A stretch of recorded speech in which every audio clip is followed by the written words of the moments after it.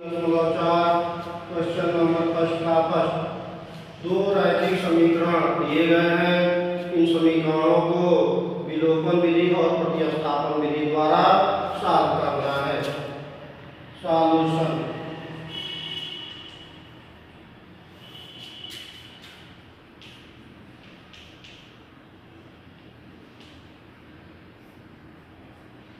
विलोपन विधि x plus Y equal to 5 equation number first. 2x minus 3y equal to 4 equation number second. इन दोनों समीकरणों को विलोपन विधि द्वारा सॉल्व करना है। कैसे सॉल्व करेंगे? यहाँ y है और यहाँ भी 3y है। यहाँ भी 3y होता तो समीकरण नंबर 1 और 2 को जोड़ देते तो y विलुप्त हो जाता। क्या करेंगे? समीकरण 1 में कितने से 3 से गुणा करने पर किया जाए 3x प्लस 3y आज का 3 में 15। समीकरण नंबर 3। समीकरण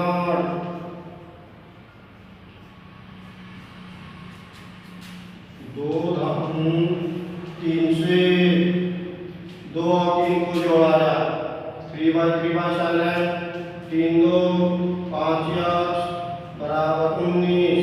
इसलिए x बराबर 19/5। x का मान समीकरण 1 में रखने पर देखिए 19/5 धन y बराबर 5 तो y बराबर 5 ऋण 19/5 25 में से 19 किया 6/5। एक बार और समझिए। दो समीकरण दिए गए हैं। इन समीकरणों को हम विलोपन विधि द्वारा सॉल्व कर रहे हैं। किस विधि द्वारा? विलोपन विधि द्वारा। इसके लिए हमने समीकरण नंबर 1 में 3 से गुणा कराया तो हमें 3x plus 3y equal to 15 प्राप्त हुआ। इसको हमने कहा समीकरण नंबर 3। अब समीकरण 2 एवं 3 को हमने जोड़ दिया। क्यों जोड़ा? क्योंकि ये विपरीत चिन्ह है, पॉजिटिव है और ये नेगेटिव। जोड़ने पर 3y साइलेंट 3x 2x कितने x 5x 15 4 19। इसलिए x बराबर 19/5। अब x के इस मान को हमने समीकरण नंबर 1 में रखा तो y का मान आया 6/5। अब इसी दो समीकरणों को हम प्रतिस्थापन विधि द्वारा सॉल्व करेंगे। किस विधि द्वारा? प्रतिस्थापन विधि।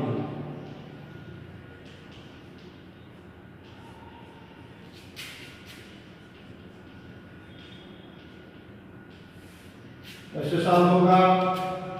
x धन y समीकरण number 1 2x minus 3y equal to 4 equation number. समीकरण 1 से y बराबर 5 ऋण x। समीकरण नंबर 3 y का मान समीकरण 2 में रखने पर 2x माइनस 3 y बराबर क्या लिखेंगे 5 minus x equal to 4। 2x 15 कितने x 3x बराबर 4 3 2 5x बराबर 19। इसलिए x बराबर 19/5। अब x का मान समीकरण नंबर 3 में रख दिया जाए। x का मान समीकरण कहाँ रखेंगे? 3 में रखने पर उठाया y बराबर 5 ऋण 19/5, तो y बराबर 25 ऋण 19/5, तो y का मान आ गया 6/5। ध्यान दीजिए, रैखिक समीकरण दिए गए हैं। इन समीकरणों को दो विधियों द्वारा सॉल्व करना है। कौन कौन विधि? विलोपन विधि और प्रतिस्थापन विधि। इन दोनों विधियों से हमने समीकरणों को सॉल्व किया। इसमें पूछ रहा है कि विलोपन विधि और प्रतिस्थापन विधि में कौन विधि ज्यादा उपयुक्त है। तो आप लोग लिखिएगा विलोपन विधि एवं प्रतिस्थापन विधि दोनों ही विधियां उपयुक्त हैं। Next question, question number second का फर्स्ट, माना भिन्न x/y है। प्रथम शर्तानुसार पहला शर्त है भिन्न के अंश में 1 जोड़ा जाए और हर में 1 घटाया जाए तो उस भिन्न का मान 1 हो जाता है। कितना हो जाता है? 1 हो जाता है। अंश में 1 जोड़ दो और हर में 1 घटा दो तो भिन्न का मान कितना होता है? 1। सॉल्व कर दीजिए, x + 1 y - 1, इसलिए x - y = -2, इक्वेशन नंबर 10। द्वितीय शर्तानुसार दूसरा शर्त क्या है? भिन्न के हर में 1 जोड़ दिया जाए। एक बार और सुनिए, भिन्न के हर में 1 जोड़ दिया जाए तो उसका मान 1/2 हो जाता है। अंश हो गया x, हर में 1 जोड़ दिया तो मान हो गया 1/2। तो 2x = y + 1, 2x - y = 1, equation number 2। अब इन दोनों समीकरणों को हमें विलोपन विधि द्वारा सॉल्व करना है। यहाँ देख रहे हैं -y और यहाँ भी देख रहे हैं -1। यदि समीकरण एक में से 2 को हटा दिया जाए तो y विलुप्त हो जाएगा। क्या लिखेंगे? समीकरण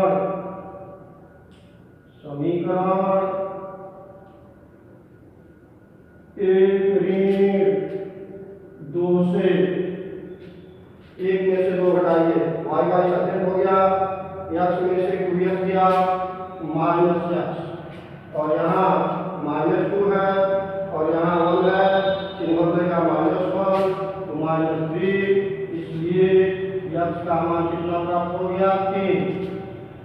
x का मान समीकरण 1 में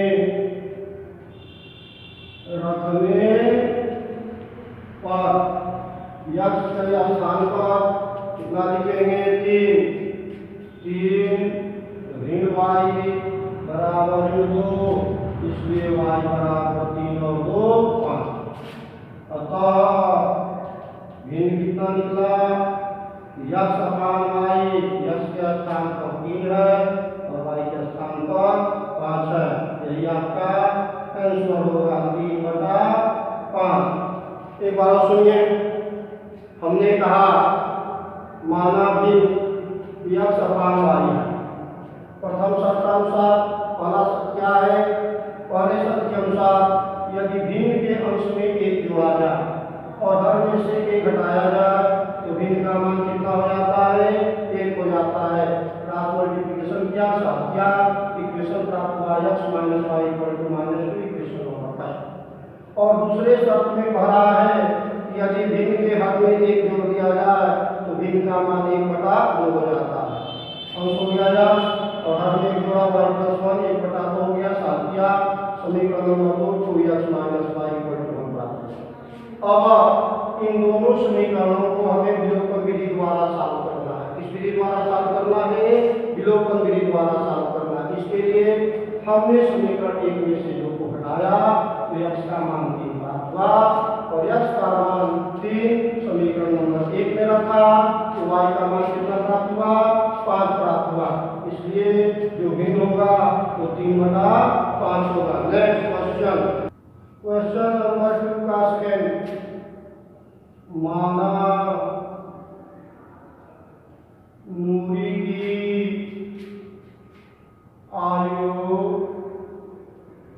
x वर्ष तथा सोनू की आयु y वर्ष है। प्रथम शर्तानुसार, पहला शर्त क्या है? 5 वर्ष पहले नूरी की आयु सोनू की आयु की कितनी गुनी थी? 3 गुनी थी। 5 वर्ष पहले नूरी की आयु x माइनस वाई, 5 वर्ष पहले सोनू की आयु y माइनस वाई की कितनी गुनी थी? 3 गुनी थी। तो x minus y equal to 3y, 15 x ऋण 3y बराबर 10, समीकरण नंबर 1।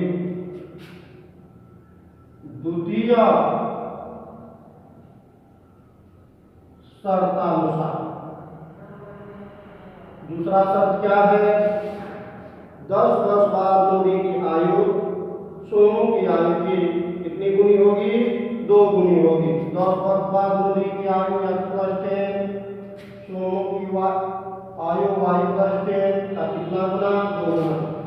x 15, 2y 20, x ऋण 2y 10, समीकरण नंबर 2। अब इन प्राप्त दोनों समीकरणों को हमें विलोपन विधि द्वारा साफ करना है। किस विधि द्वारा साफ करना है? विलोपन विधि द्वारा साफ करना है। यहाँ देखिए x है, यहाँ भी देखिए x है। यदि एक में से 2 हटा दिया जाए तो x विलुप्त हो जाएगा। क्या लिखा जाए? समीकरण 1 ऋण 2 से 1 में से 2 हटाइए, x आएगा और माइनस का चिन्ह बदल जाएगा, प्लस हो जाएगा। Minus 3y plus 2y equal to minus y, और यहाँ माइनस 10, यहाँ भी माइनस 10, माइनस 20, इसलिए y बराबर 20 वर्ग। y का मान समीकरण 1 में रखने पर रखिए, या ऋण 3 गुणा 20 बराबर 10, या ऋण 7 ऋण 10, इसलिए x का मान कितना आया? 50 वर्ग। एक बार सुनिए, हमने कहा माना नूरी की आयु x वर्ग तथा सोनू की आयु y वर्ग है। प्रथम शर्तानुसार कह रहा है 5 वर्ष पहले नूरी की आयु सोनू की आयु की कितनी गुनी थी? 3 गुनी। 5 वर्ष पहले नूरी की आयु x ऋण 5 वर्ष पहले सोनू की आयु y ऋण 5 का कितना गुना है? 3 गुना। इसको साफ किया, x ऋण 3y बराबर 10, समीकरण नंबर 1। उसके बाद कह रहा है 10 वर्ष के बाद नूरी की आयु सोनू की आयु की दुगुनी रह जाती है।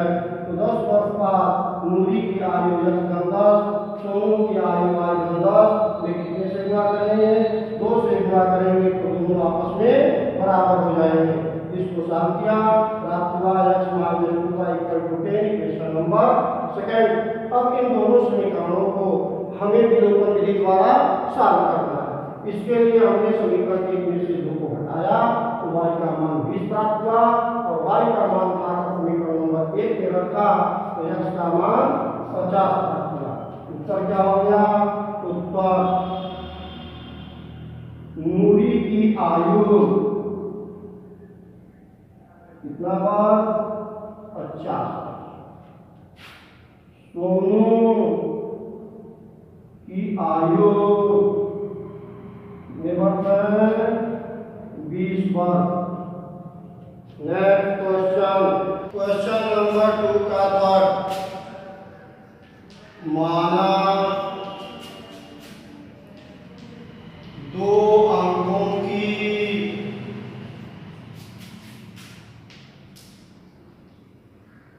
संख्या में दहाई का अंक x और इकाई का अंक y है। इसलिए संख्या कितनी होगी? दहाई में 10 से गुणा करते हैं, इकाई को जोड़ देते हैं। एक बार समझिए, मान लीजिए 2 अंकों की संख्या 36 है, तो 36 कैसे प्राप्त हुआ? 3 दहाई 6 इकाई 30 6 36। कहने का मतलब यह है दहाई में 10 से गुणा करके इकाई को जोड़ देते हैं तो हमें संख्या प्राप्त हो जाती है। तो संख्या कितनी हुई? 10 घन y। प्रथम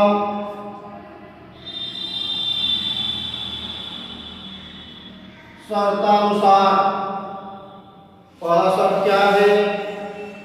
2 अंकों की संख्या में दहाई और इकाई के अंकों का योगफल कितना है? 9 है। x में y को जोड़ा, कितना प्राप्त हुआ? 9। समीकरण नंबर 1।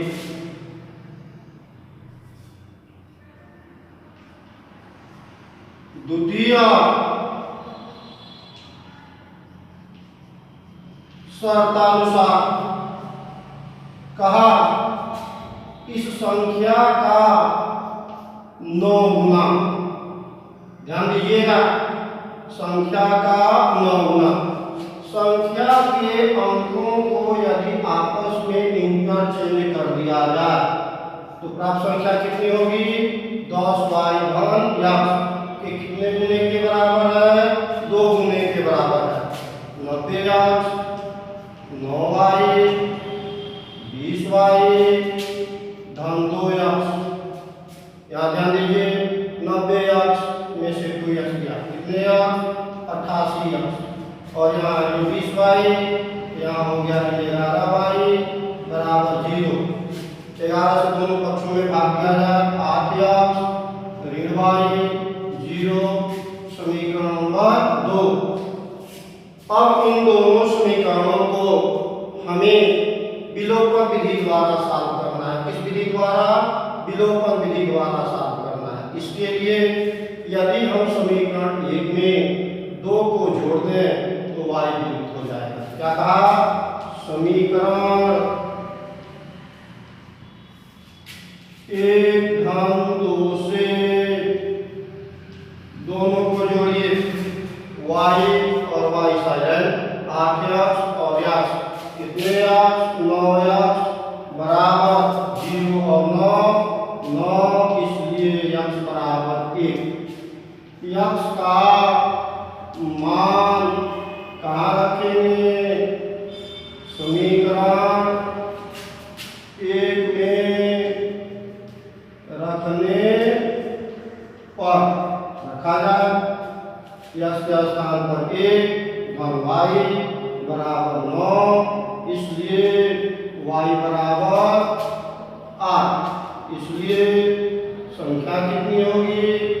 दहाई है 1 और इकाई है 8, 18। एक बार सुनिए, हमने कहा माना 2 अंकों की संख्या में दहाई का अंक x और इकाई का अंक y है, इसलिए संख्या 10x घन y था।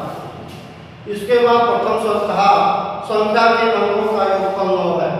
दहाई और इकाई को जोड़ दिया, कितना प्राप्त हुआ? 9। समीकरण नंबर 1।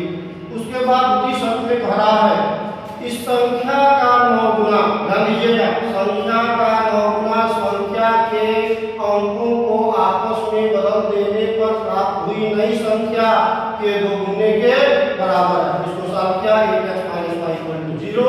समीकरण नंबर 1 और समीकरण नंबर 2, दोनों समीकरणों को जोड़ा, x का मान आया 1 और x का मान पाकर समीकरण नंबर 1 पुट किया तो y का मान आया 8, इसलिए संख्या हो गई 18। नेक्स्ट क्वेश्चन, क्वेश्चन नंबर 2 का माना 50 रुपए के x नोट तथा 100 रुपए के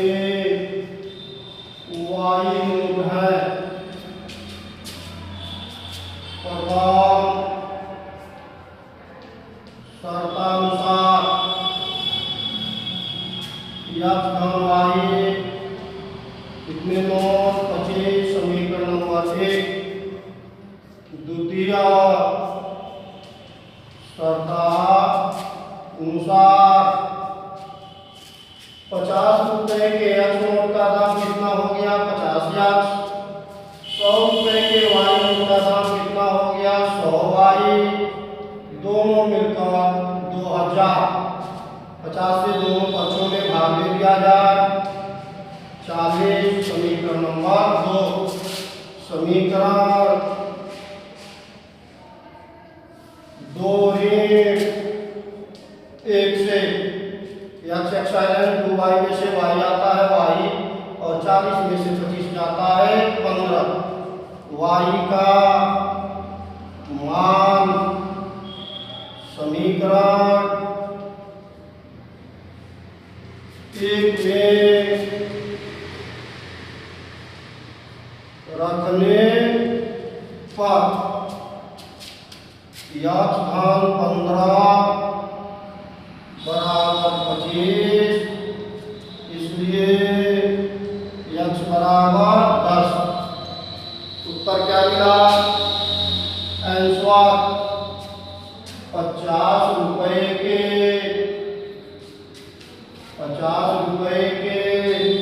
कितने नोट है 10 नोट, और 100 रुपए के कितने नोट 15 नोट है। एक बार और सुनिए, हमने कहा माना 50 रुपए के x नोट है और 100 रुपए के y नोट है। क्वेश्चन के अनुसार कुल नोटों की संख्या कितनी है 25, मतलब x और y को जोड़ने पर 25 प्राप्त होता है, समीकरण नंबर 1। द्वितीय शर्तानुसार मीना को 2000 रुपए प्राप्त किए। कितने प्राप्त हुए 2000 रुपए प्राप्त हुए।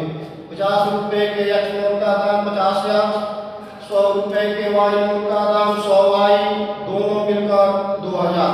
दोनों पक्षों में 50 से हमने भाग दे दिया, या धन 2y बराबर 40, समीकरण नंबर 2। अब इन दोनों समीकरणों को हमें विलोपन विधि द्वारा सॉल्व करना है। किस विधि द्वारा? विलोपन विधि द्वारा सॉल्व करना है। इसके लिए हमने समीकरण 2 में से एक को घटाया तो y का मान 15 प्राप्त हुआ, और प्राप्त y के मान को समीकरण नंबर 1 में रखा तो x का मान 10 प्राप्त हुआ। कहने का मतलब यह है 50 रुपए के 10 नोट और 100 रुपए के 15 नोट मीना को प्राप्त होंगे। नेक्स्ट क्वेश्चन, क्वेश्चन नंबर 2 का माना प्रथम 3 दिन का किराया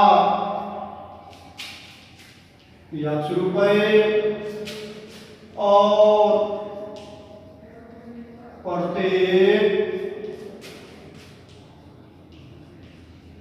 अतिरिक्त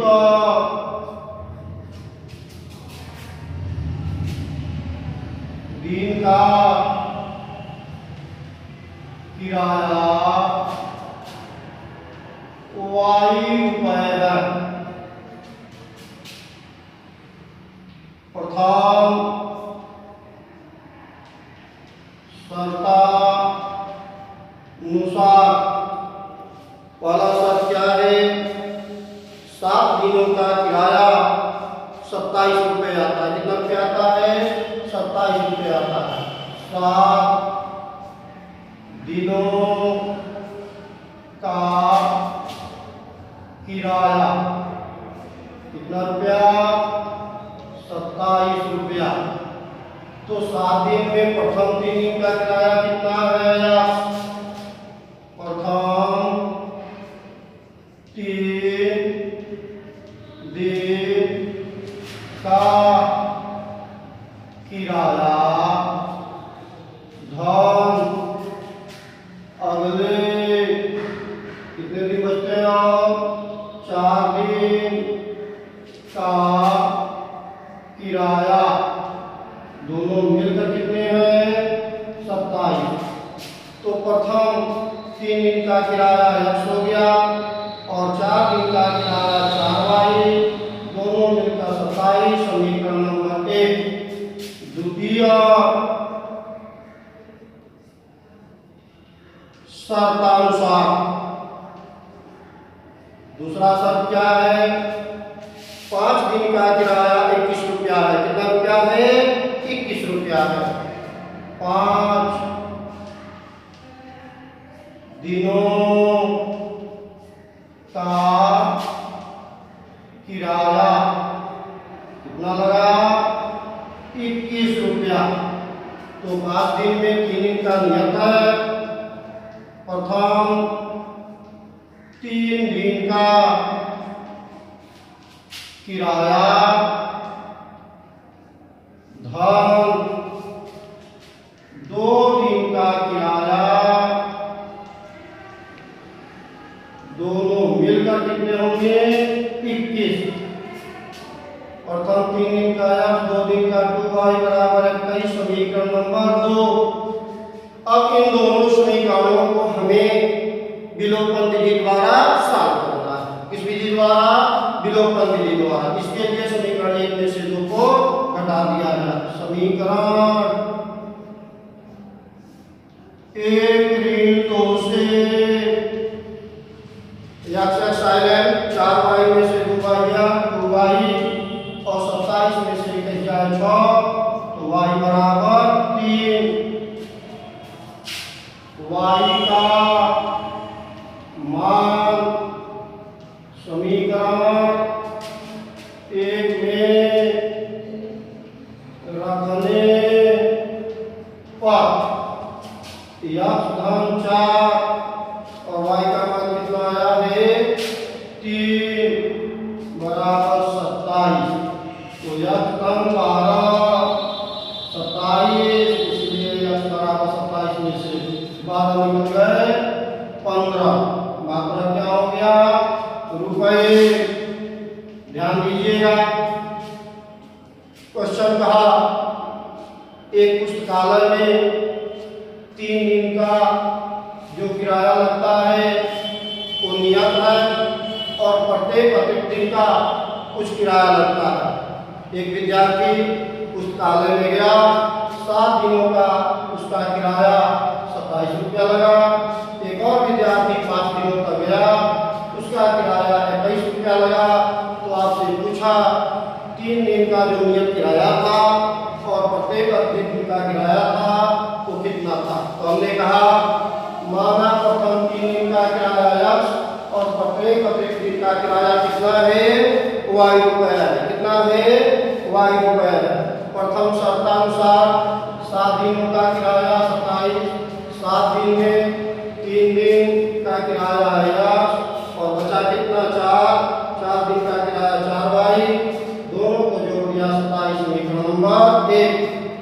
द्वितीय शर्तानुसार 5 दिनों का किराया 21 रुपया। 5 दिन में 3 दिन का किराया x, बचा कितना दिन?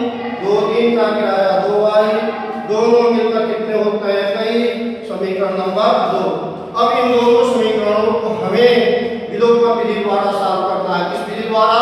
विलोपन विधि द्वारा। इसके